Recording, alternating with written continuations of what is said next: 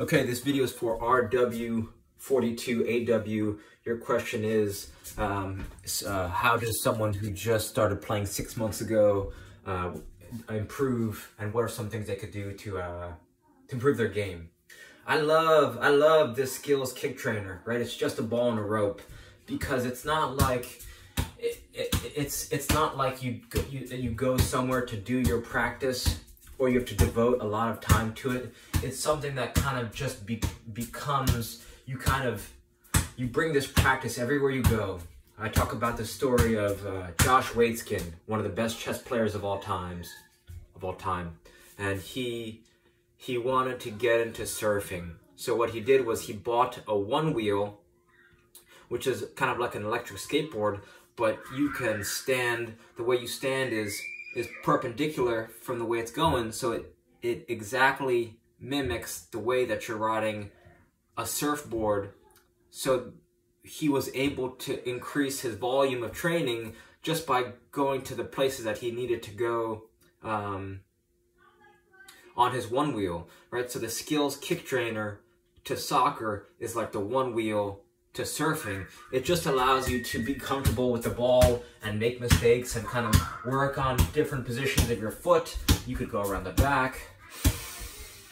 You can get into your breathing and start to become more aware, right? Practice being aware, looking all around, looking behind you, while also getting into a nice rhythmic, right? Good touches inside the foot laces, behind the back, right? So it kind of just, it just allows you in a fun way to train, because since it's on a handle, there's no chasing the ball. It's not like juggling or dribbling where, you know, there's a little bit of a learning curve. This thing, you bring it everywhere you go, and you can cram months of training into days or weeks with one of these bad boys. So for 24 bucks on Amazon, it's hard to beat. You could also get a size 1 ball, a length of rope as long as from your hip to your ankle, and some duct tape, and you could make one yourself probably for less than 10 bucks. So this is something that I highly recommend. I recommend it to all the players that I train, and you could start, doing some around the worlds, just nice and easy, right? Really working that touch, right? Nice and easy. So that's a great tool for beginners.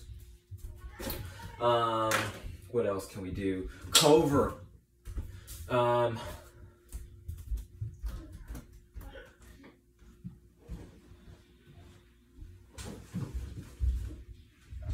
If you search Cover skills, there's an app. He's also got there's some resources on YouTube and whatnot. If you search Cover, C-O-E-R-V-E-R, Cover skills training, there's some ball mastery drills that start from fundamentals, and you kind of work your way up to a progression.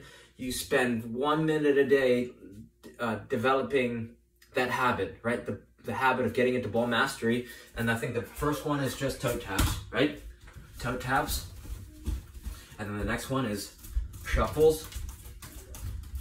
And then the third ball mastery drill is shuffle, stop, shuffle, stop, shuffle, stop. So it kind of works you through a progression of simple ball mastery exercises that, you work them. They call them fundamentals for a reason. You learn the fundamentals, you'll have more fun. So I think what can really get you the most out of your training is getting a small ball. A small ball will make it's kind of like you're playing a video game. If you're playing Modern Warfare, right, Call of Duty or whatever, using a small ball will increase your sensitivity. And when you get on a size 5 ball, I think you'll be able to manipulate the ball better, because you've been training on a smaller ball. My skills trainer growing up, he had us use smaller balls for ball skills mastery, and I noticed that really helped me play. So that's another thing you could do. The third thing that I think is super important is just carrying a tennis ball with you at all times, or a ball, right? It could be the same ball that you're doing the skills training with. And by bringing a ball with you all the time, what you're doing is you're bringing your practice with you everywhere you go. So it kind of becomes part of your identity. It's not just I'm someone who I'm not just a beginner, right?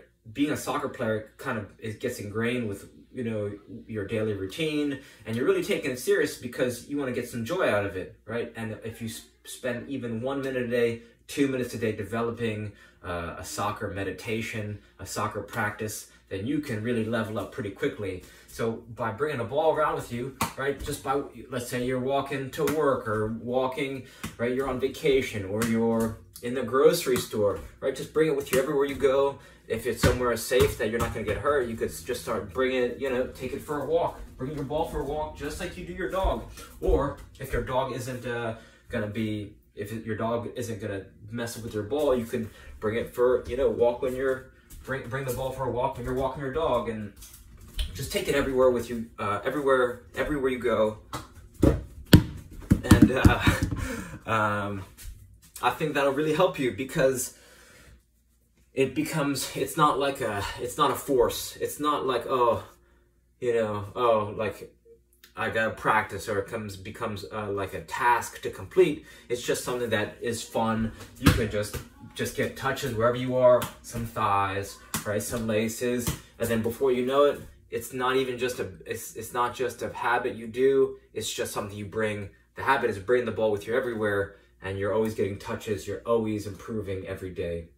So I think, oh, and if you want a resource, if you check _Ty.fitness_, he's got some simple juggling progressions that can really help you level up. If you scroll back, you could see his full progression through juggling. But reach out with any questions, and I hope this helps. All right, thank you.